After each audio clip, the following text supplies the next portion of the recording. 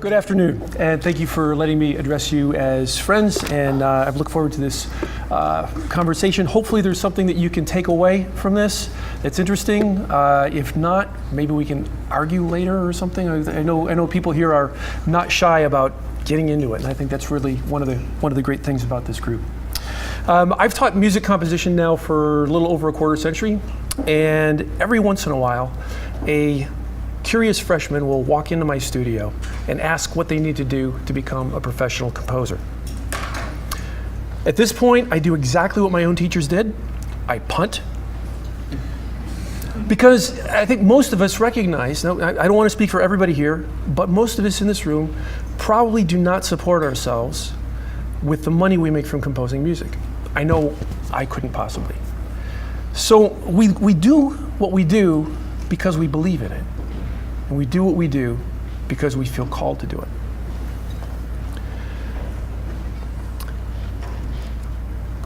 So what does it mean to be called? The notion of calling has quite a long history. The more traditional term, of course, is vocation, which until Luther used to mean a call to ministry. In other words, a call to be a preacher. But Luther came along and he changed things a bit. He understood that our paid work and our various unpaid stations in life constitute the place to which God has called us. There's a lot in that statement. That wonderful word place is something to really chew on for a while. Luther also said that our natural gifts come from God and ought to be employed for the benefit of the wider human community. This undid the idea that the clergy had some sort of privileged relationship with God, and that's a very good thing. The problem is that over time, Luther's new claim that every person is called to serve God also opened up a more secularized way to see calling. Eventually, and certainly today, we understand the word calling to mean using our gifts in response to some sense of greater purpose.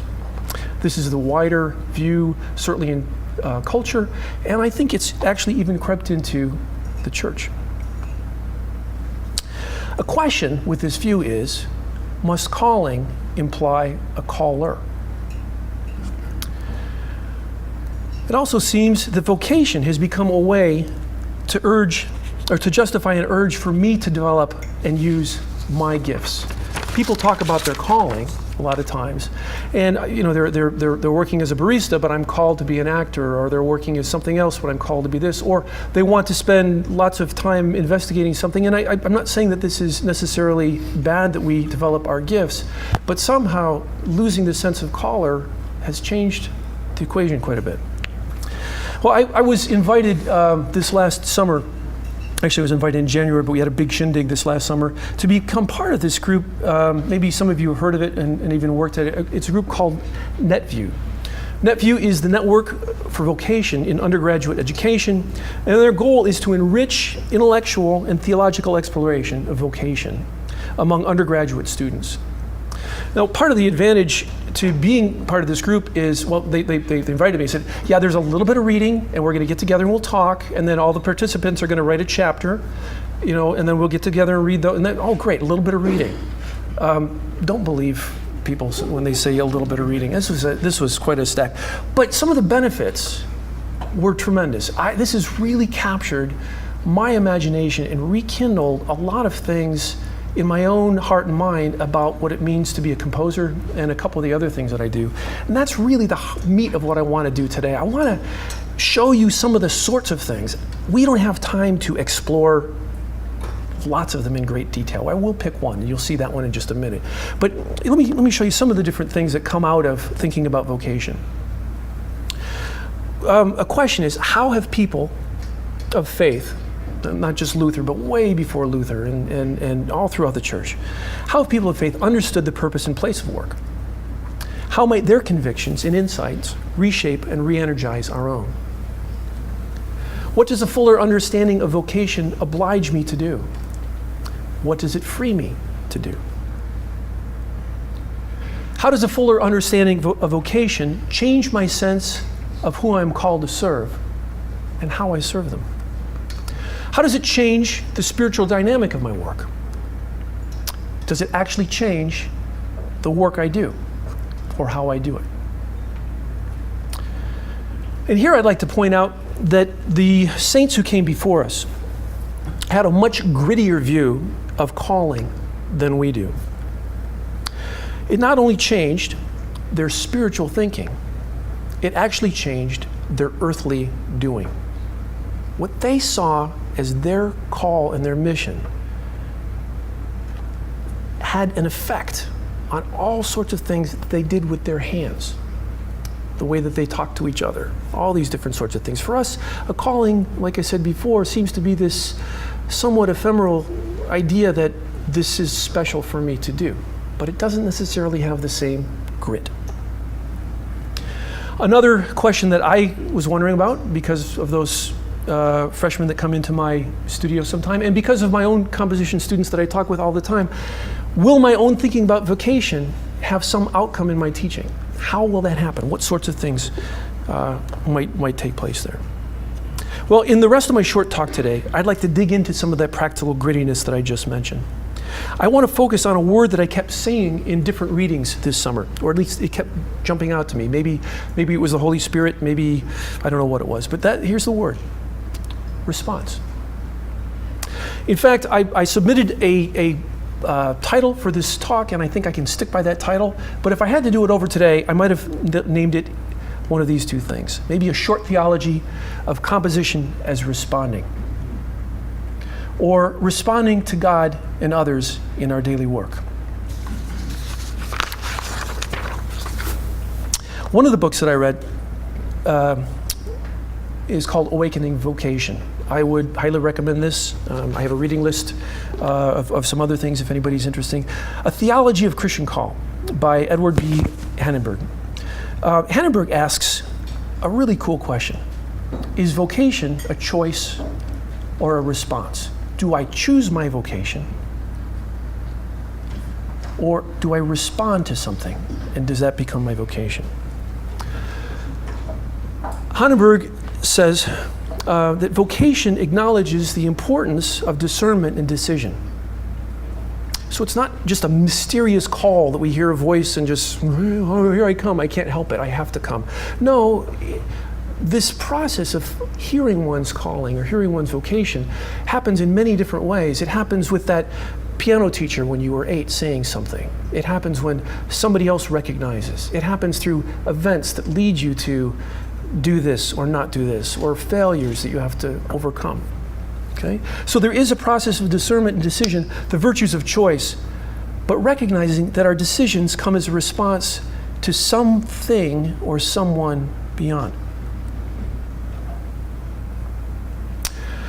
Hannenberg talks about how Ignatius of Loyola talked about calling as discernment.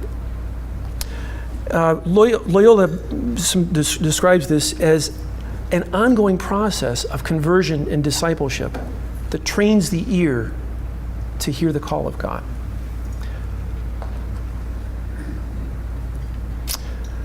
God confirms who I am, but also confronts who I am through calling.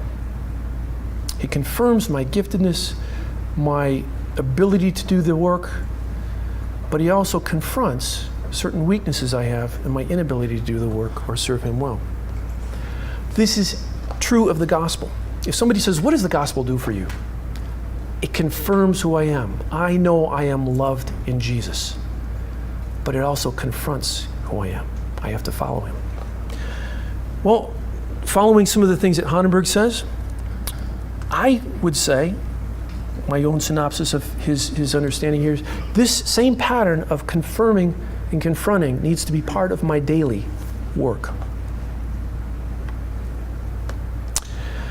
So, what is our daily work as composers? We make new music through, though what we compose is only partially original. No offense, all right? No offense, it's only partially original. All music follows certain conventions. Otherwise, it wouldn't make sense. Now, what do I mean by conventions? Some examples, of course, just something as simple as 5/1. And all the voice leadings that might imply, and other sorts of voice things along with it. The fact that so much music relies on 4-bar phrases. Even if we're resisting these sorts of things, we're aware of them, right? And in the same sense, you could say that we're using conventions in that sort of way. Even the change up at the end of a 4-bar phrase, right? You get 4 bars, it just kind of goes normally, and then all of a sudden toward the end of the pattern, something changes. That's a convention. This idea of statement or dominant restatement, some of you know it as dominant restatement. In case you don't know what that is, whoops. Statement and dominant restatement. And then typically what happens after that is some sort of a shortening or a fragmentation.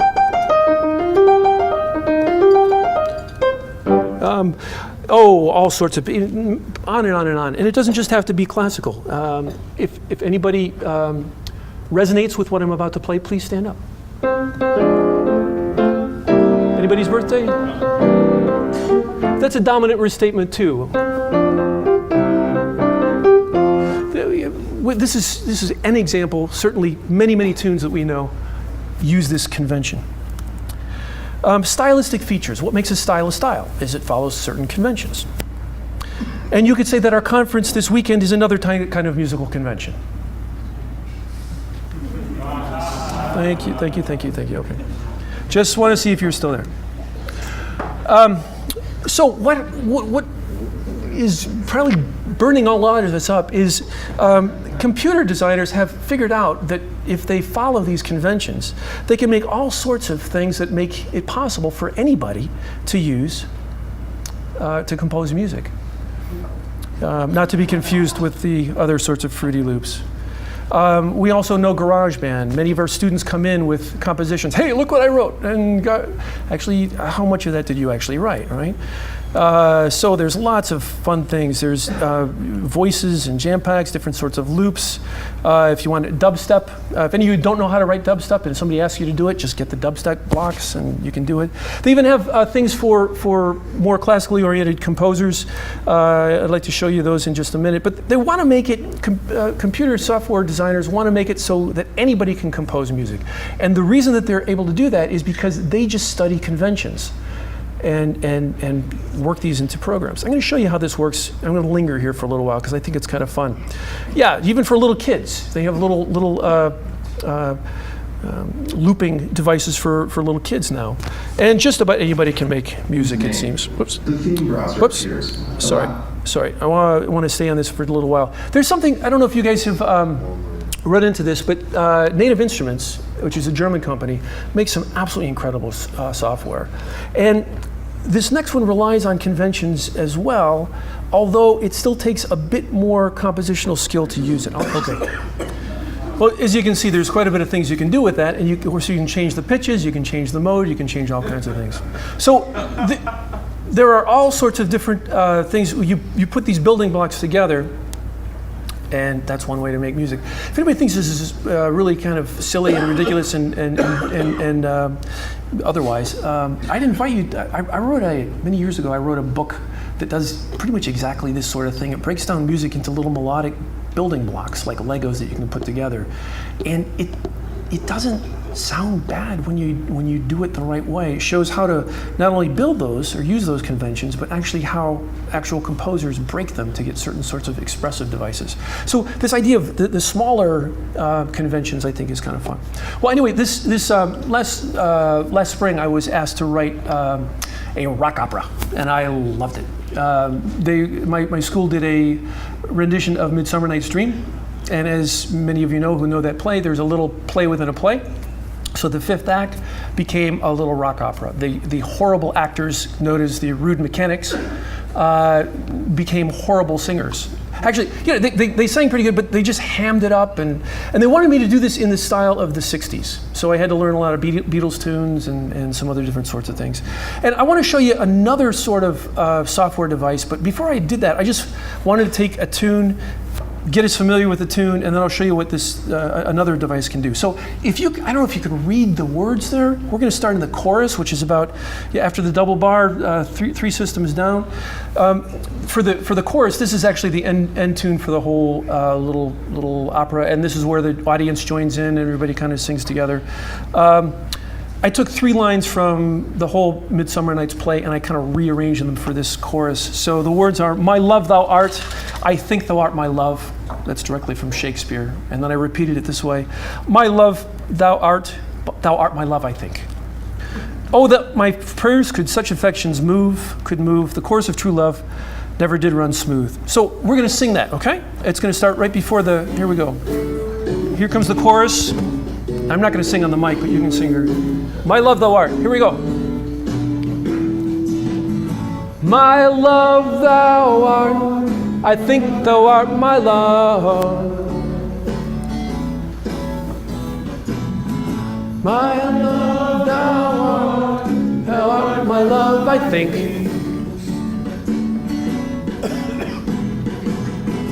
Oh, that my prayers could such affections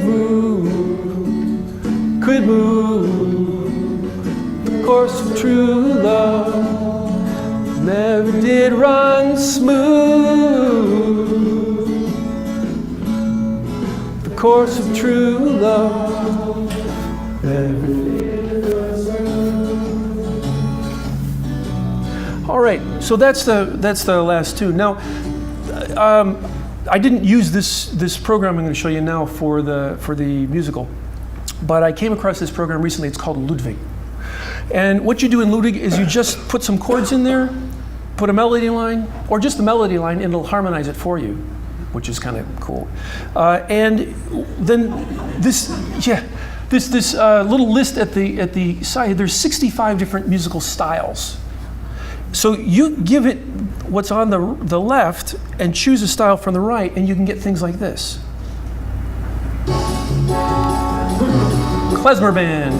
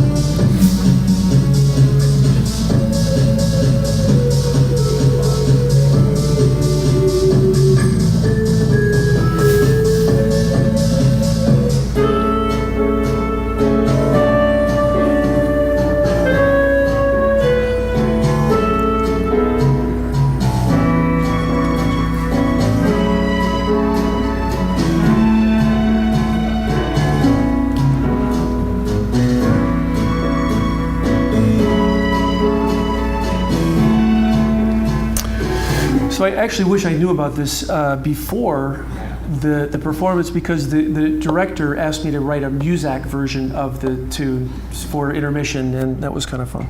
Anyway, so looping and conventions are part of what we do, and of course we don't always use things exactly as we're supposed to. As composers, we know when to use the loop or use the convention and break it. For example, imagine if, imagine this.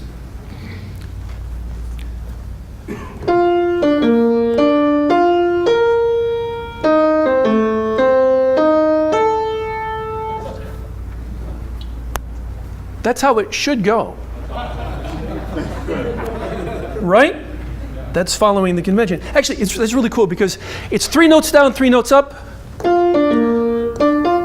3 notes down, or up, 3 notes up.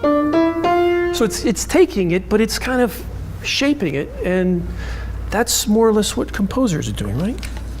So we don't follow things blindly, we respond, and here's the word again, to material. Harmonies, rhythms, gestures, rocks. Rocks? Not rock music. This guy's name is Michael Grab. He takes river rocks and he makes things like this. He balances them. There's no glue. This is just balanced.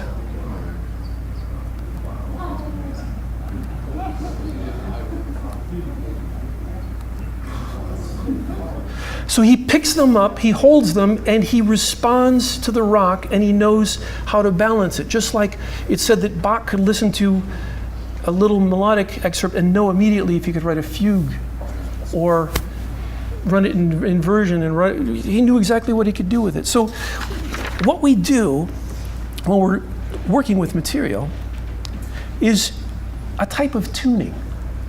We respond to music, although it's not always so pretty. What guides our tuning? What guides our sense of order? The ancients used to believe it was the harmony of the spheres. Maybe it's training. Romantics believed it was our creative genius. St. Paul describes our urge for order as an innate response. The creation itself will be set free from its bondage to corruption and obtain the freedom of the glory of God, the children of God. For we know that the whole creation has been groaning together in the pains of childbirth until now. And not only creation, but we ourselves who have the first fruits of the Spirit groan inwardly as we wait eagerly for adoption as sons, the redemption of our bodies. Likewise, the Spirit helps us in our weakness, for we do not know what we ought to pray, how to pray as we ought, but the Spirit himself intercedes for us with groanings too deep for words. So when we compose, we are making faith statements, intuitive ones, about what the world is supposed to be like. Our sense of what is in tune is shaped by experiences, feelings, desires, hopes, convictions. All of these things determine how we choose and shape and work with and throw out certain notes. We not only tune, we groan, as Paul was saying. And our music shapes other senses about what the world is supposed to be like. Music has overt meaning. We were talking at lunch about writing music that just portrayed the gospel and nothing else, and that's what Christians are supposed to do. Fortunately, though, music has covert meaning. This more intuitive type of meaning is captured in the ways that we respond to our material. So, I'm going to give another example. How does this work in music? I'm just going to pick a rap fan. A rap fan will know that the music is going to affect his mood, his energy level, the way he can focus and think, and it'll even help him dance if he feels like doing that. But that's not why he values the music. Instead, he values rap music because it helps him clarify his own thoughts and feelings on a deeply intuitive level. Through the music, he experiences what he believes about the way things are and how they ought to be. In this way, music is formative. I would say it's part of our discipleship. Listeners respond to the embodied convictions of the composer, which shape their own responses and convictions. Calvin said something similar when he wrote in the Geneva Convention preface. He said, "Now among other things proper to recreate man and give him pleasure, music is either the first or one of the principal." This idea of recreating us, that music shapes us, it forms us.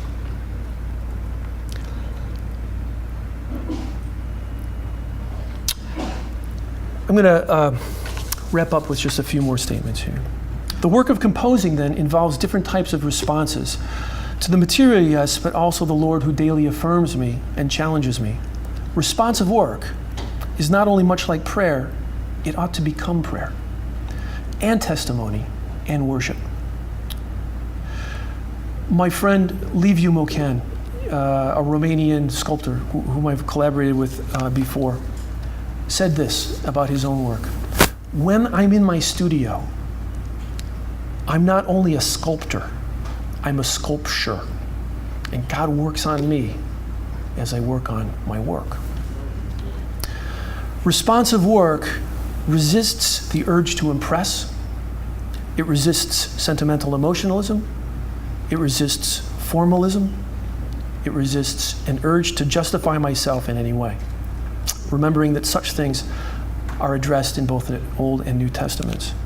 When I compose, there's something in the way that I bring notes into tune that testifies about my struggles in life, my hopes for redemption, and my gratitude to my Savior. I'd like to end this with a prayer I composed that incorporates much of what I've talked about vocation. May the tuning, it's on here, you probably can't read it, we'll try it though. May the tuning, groaning, and longing for redemption we do in our studios open up opportunities for listeners to respond to your Spirit, the same Spirit who was at work confirming and challenging us as we sought to respond faithfully and honestly to the work you call us to do each day. Thank you very much.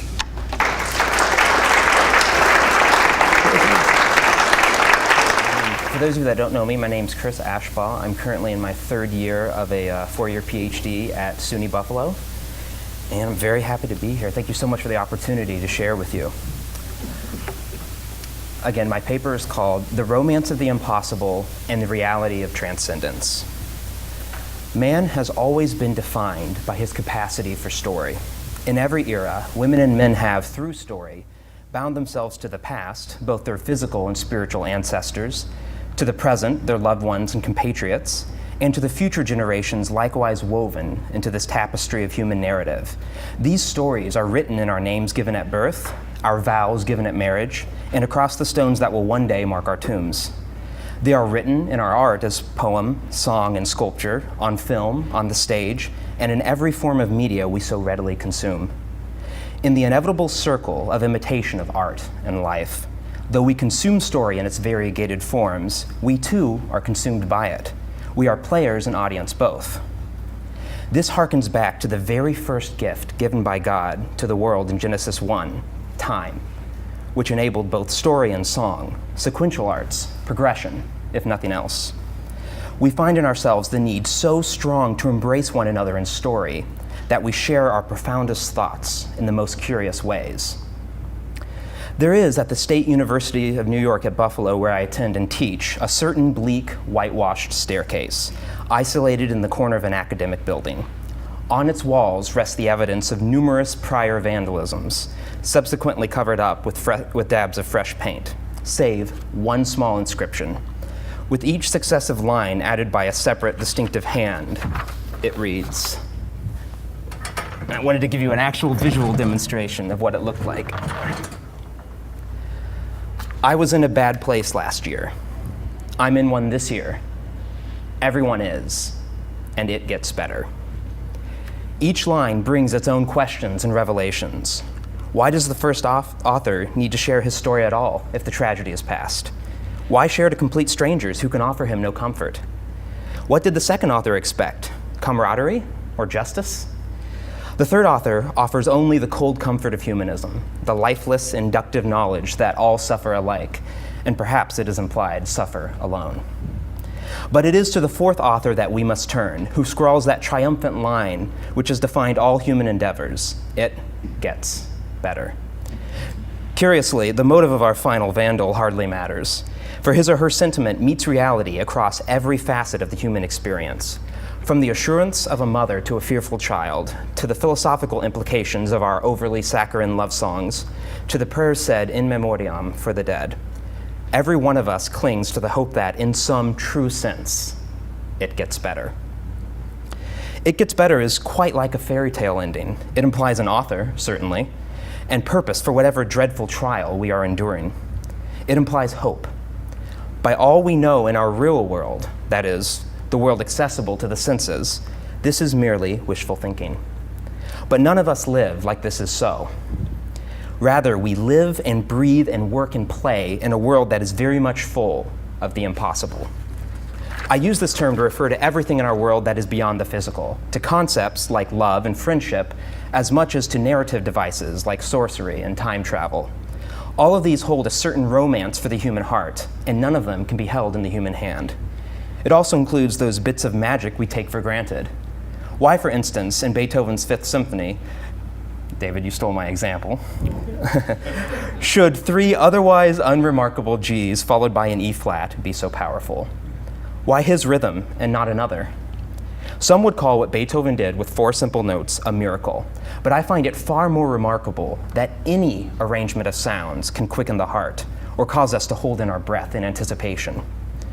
All the media that surrounds us from the time we are born to the time we pass on is physically nothing more than a stale snapshot of artistic outpouring from another man or woman. And yet, these dots and lines and shapes on a page can bring life to us in a way that can only be described as magical, as supernatural, beyond what we can see and touch, and thus, impossible. Of course, by any modern measure, if our cultural elites are to be believed, the impossible in our contemporary world is dead or dying. From the European Renaissance to the postmodernism of the Cold War era, the impossible has come under fire by an ever-changing cavalcade of foes. The secularization thesis, still in high regard in sociological circles, holds that over time, as a society progresses in technology and sophistication, it slowly erases the significance of religion, spirituality, and all other sorts of impossibility. This process has been slow and somewhat devious. Man himself has been refashioned from a soul in the vessel of a body to a collection of physical tissues and rapidly firing neurons, chemical soup, bubbling up civilization from its depths. All of the many, many historical accounts of the extraordinary and the impossible have been carved up into embellished legend and so many fish stories. The truths of the world's major religions have been plundered like a clearance aisle at a supermarket, the shelves of faith and doctrine stripped bare for whatever suits the fancy of each mercenary shopper. Because, as Joseph Campbell tells us, it is the metaphor of the religion that matters, not its truths or its doctrines. And lastly, perhaps most sadly, all the wild imaginings and beautiful dreams of the impossible have been relegated to our childhood, something to be put aside as one becomes a man or a woman. But there is here a fascinating phenomenon. Most of us spend our adult lives constantly indulging in our childish fantasies, secretly seeking, perhaps, to reclaim something of value from our youth.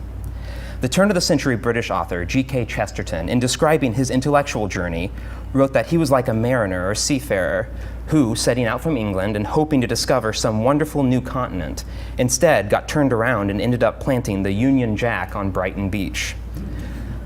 Simultaneously, he would experience the wonder of exploration and the nostalgia and perhaps relief of arriving back home. Intellectually, Chesterton set out to discover a new truth and ended up finding an old one, from his childhood no less, that the Christian God's account of things was the most true, the most useful, and the most beautiful, not to mention the most clever. An Englishman expecting to find St. Kitts and landing instead in Sussex might have a feeling of déjà vu, convinced, rightly so, that he had been here before somehow.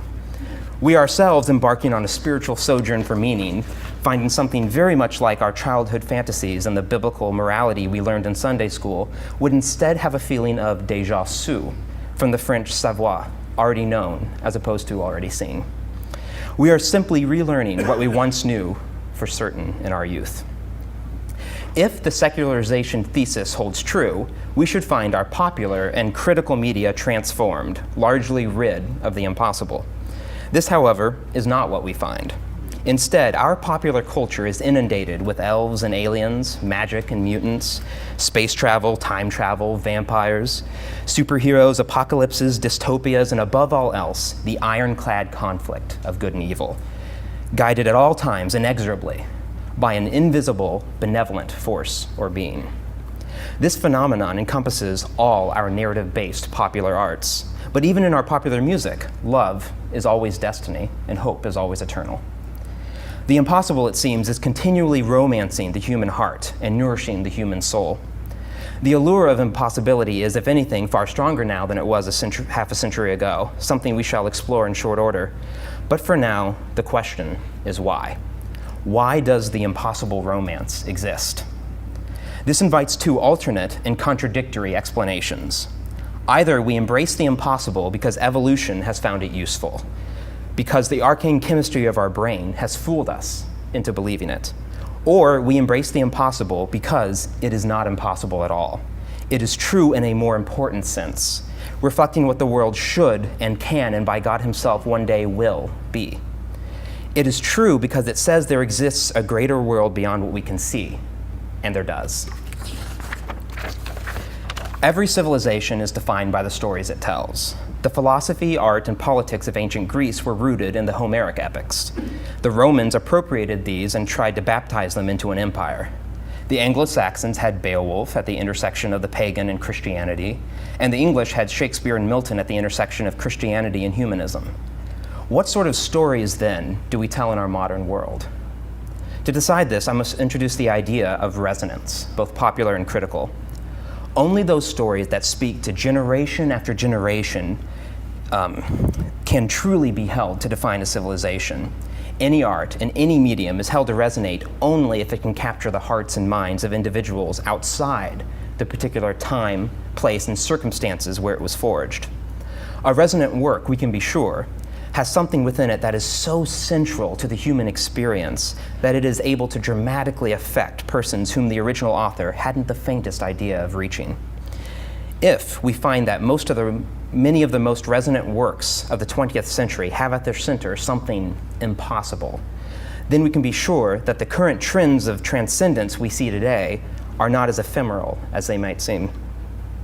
Take as an example the classic 1939 film adaptation of L. Frank Baum's Wizard of Oz.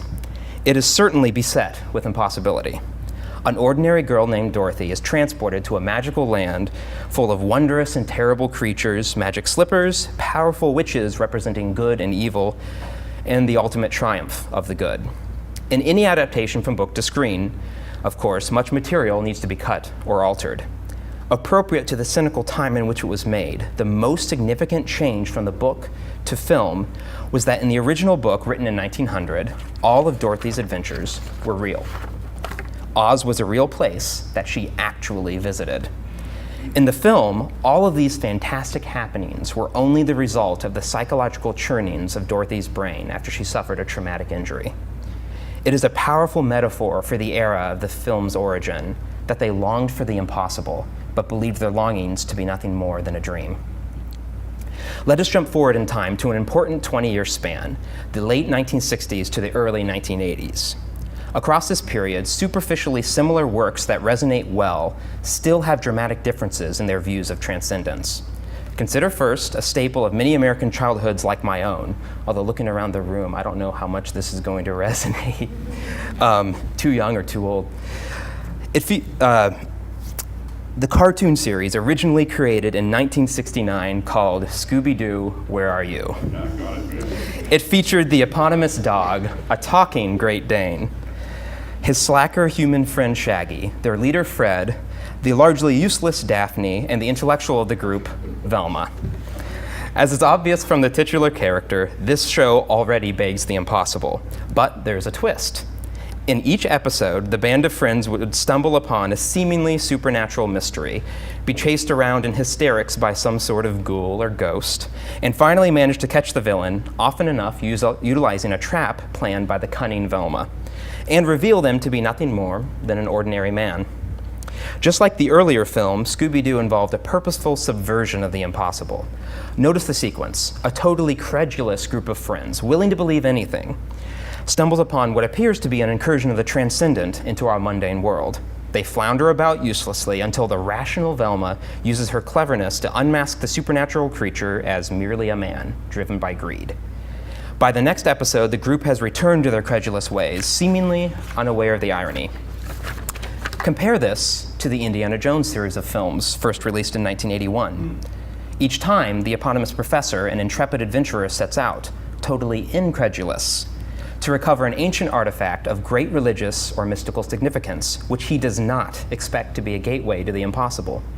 Then, Jones has a dramatic encounter with something beyond our world and is changed by it, often in an incredibly personal and permanent way. There is here no subversion of the transcendent, but rather its affirmation. Consider also, in 1966, the world got its first glimpse of Gene Roddenberry's Star Trek, a science fiction television show set hundreds of years into the future. In Roddenberry's vision of the future, man had engineered solutions to many of his most pressing problems. Religion and superstition had been eliminated, as had capitalism and the need for money. Even morality was no longer an issue, with man having evolved beyond personal conflict in social, racial, or gender discrimination, or so it seemed. In Star Trek, all the questions of meaning and purpose are answered by man himself, and that in a hopeful affirmative. In contrast, when George Lucas first introduced the world to Star Wars in 1977, he had a very different view.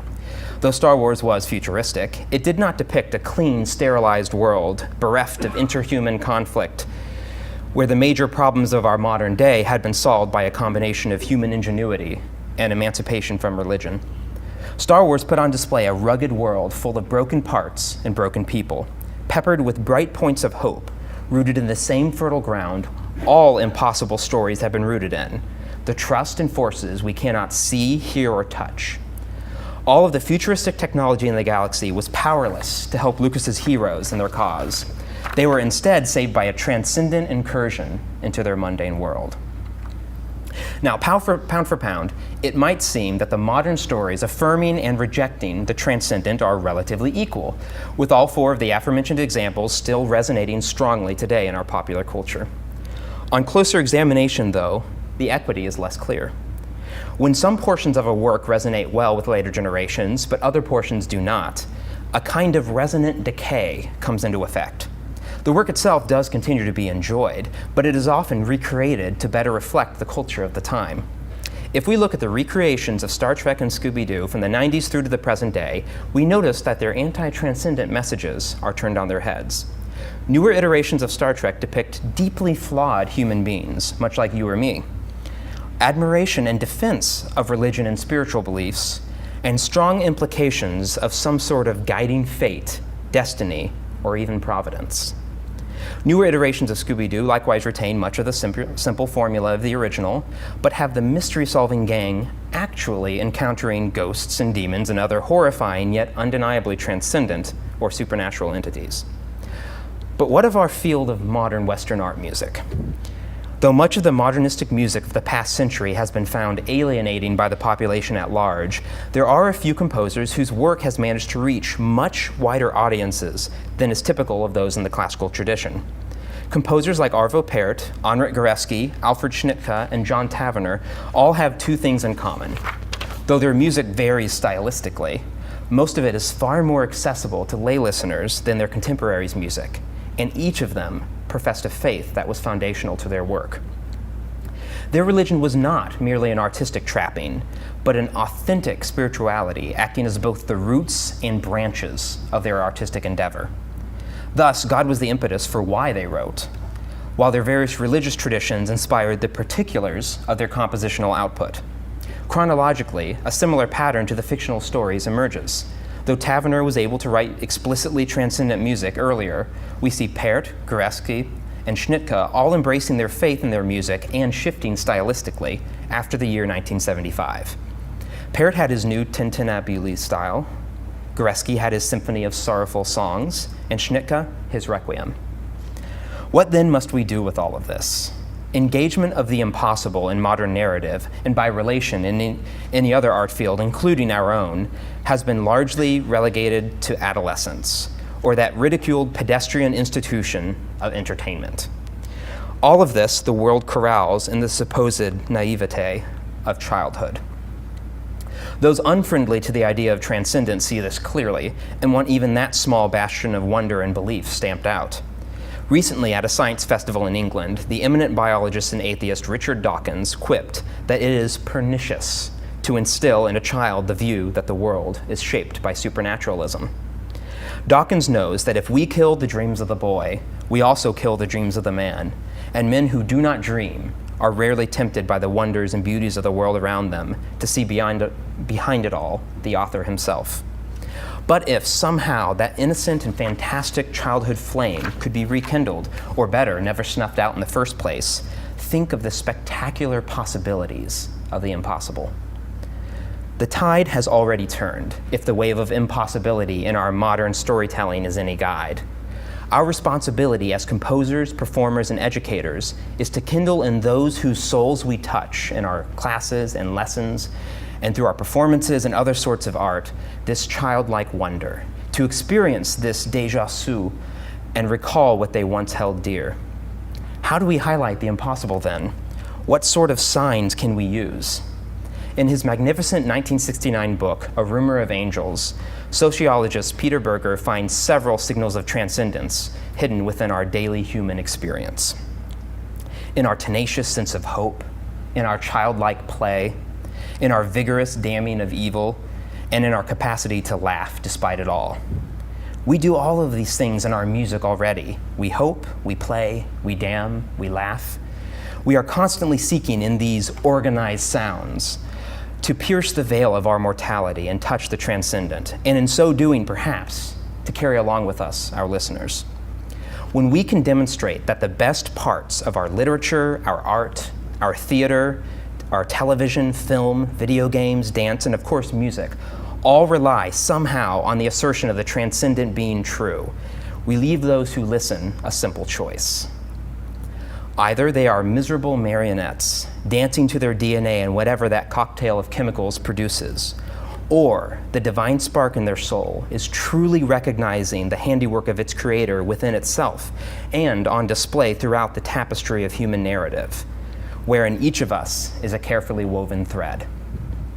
From that recognition, that epiphany of truth of a world beyond our own that each of us instinctively recognizes in childhood, the path from the impossible to the cross can be a short, pleasant walk. Thank you very much for your time.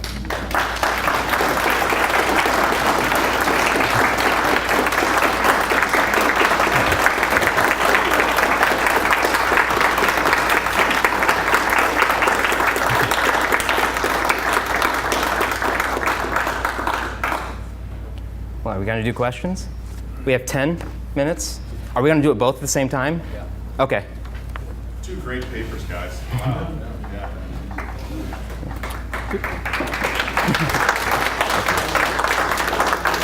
So here's how we're going to do this. I'll say the first word, he'll say the second word. Word. Yes. Actually, can I ask you a question first? I had a question. Yeah, I was going to suggest that. Okay. Ask each other. So I often run in evangelical circles, I'm sure like many of you. I hear the phrase, especially on Facebook, there's some meme going around, God doesn't call the qualified, he qualifies the called. Could you react to that in some way? Deconstruct it, reassemble it? I'd rather run in evangelical circles. Yeah, I get it. Oh, gosh.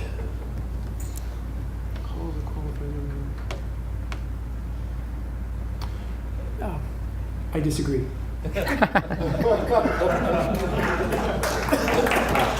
There's a lot of qualified people that God does call, and there are a lot of unqualified people that think they're called.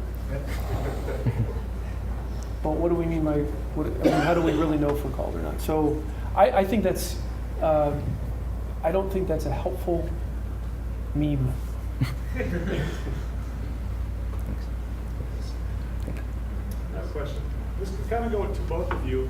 And David and I talked about this a little bit, but I think it really piggybacks on what you said too, Chris. He had the picture of the person who he supposedly listened to rap music, okay? And their experience, the music they listen to helps them define what their experience, what they think their experience should be.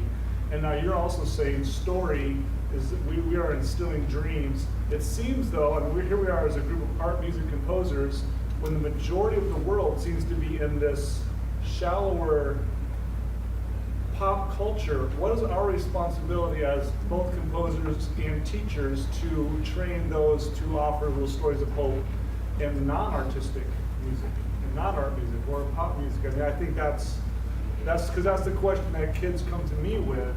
How am I going to impact my world when most of what the world they see is the stories of the dreamers or those who have experiences outside of their own norm? Well, I believe in a two-step process, and I think oftentimes we skip the first.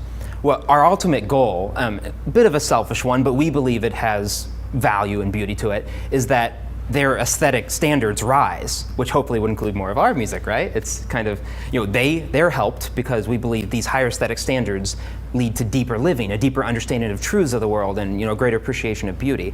But I think we skip the fact that it's not that their shallow, maybe tastes and certain things are bereft of all beauty. It's that maybe the standard's lower or the depth of it. And I think teaching them to recognize that they're already surrounded by some of these deeper truths. And that's why I tried to point out, no one's holding up Scooby-Doo as like something that is going to be affecting critical thinking in 200 years. I don't either. But, my enjoyment of it as a child reflected something deeper. I did connect better with the stories where they were encountering something real than some stories where they're encountering something that was essentially false.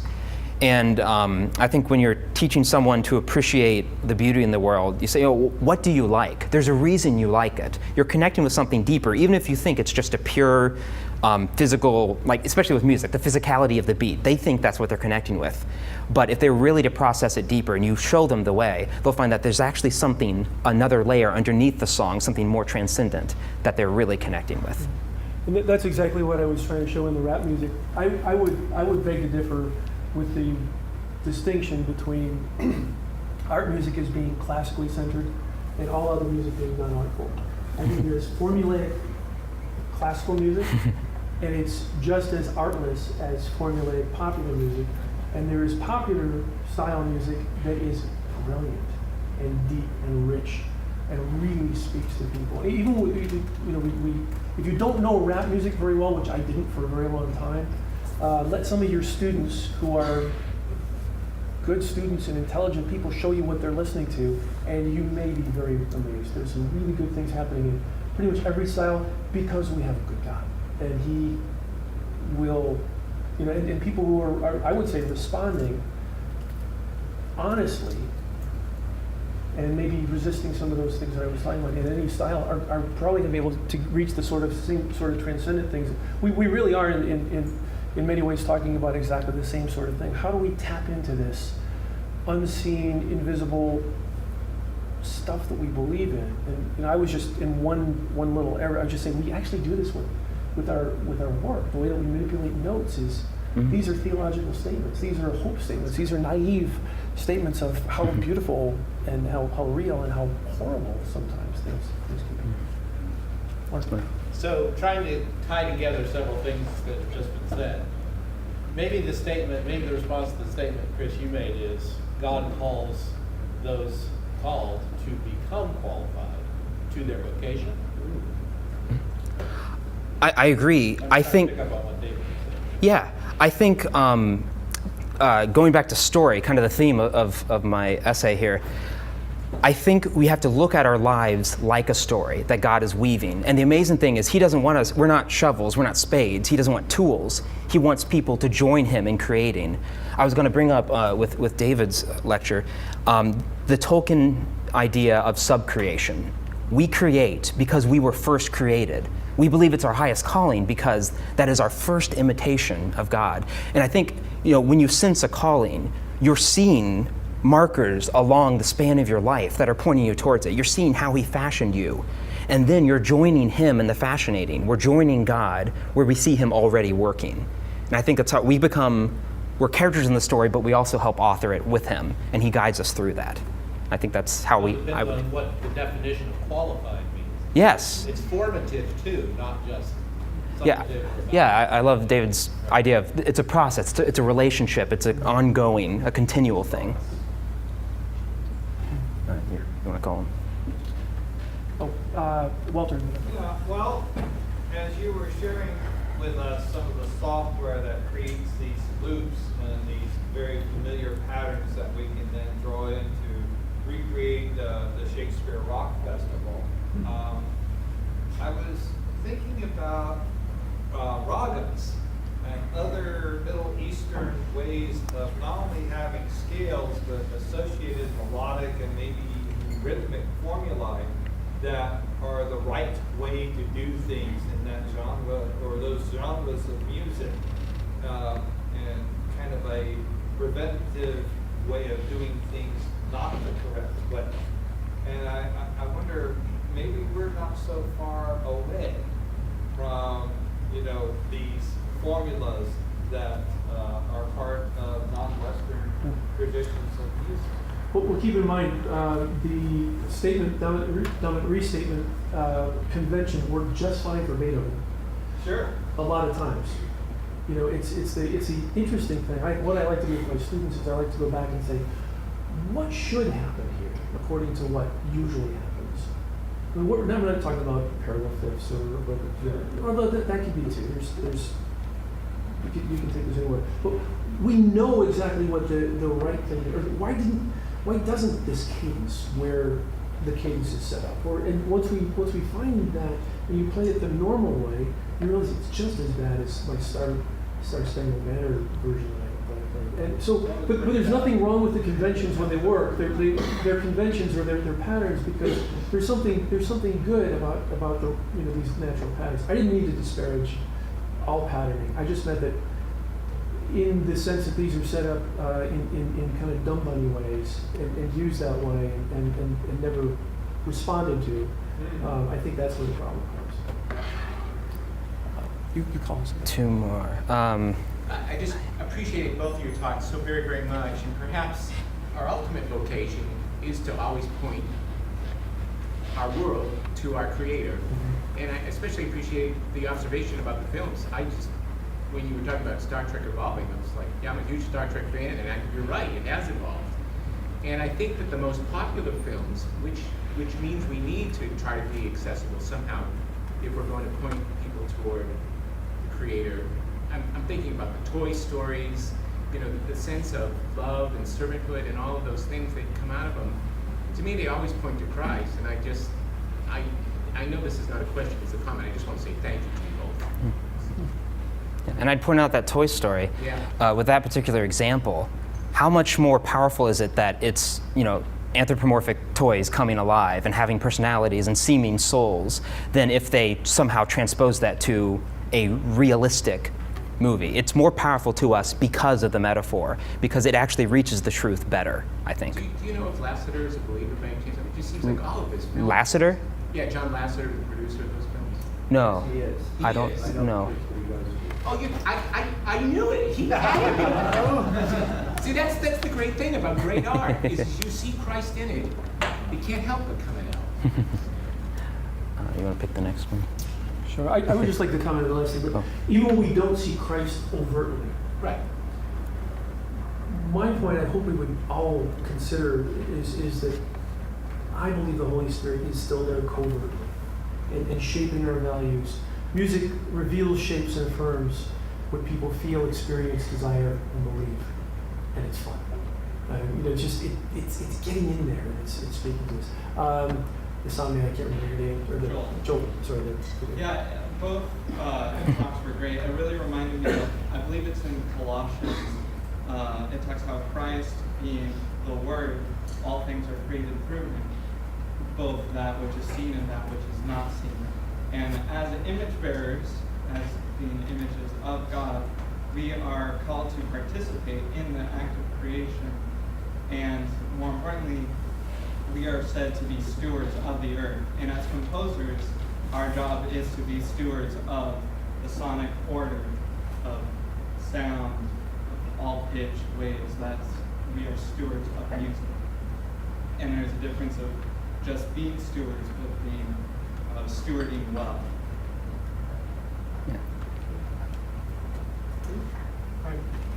Sorry, we are out of time here.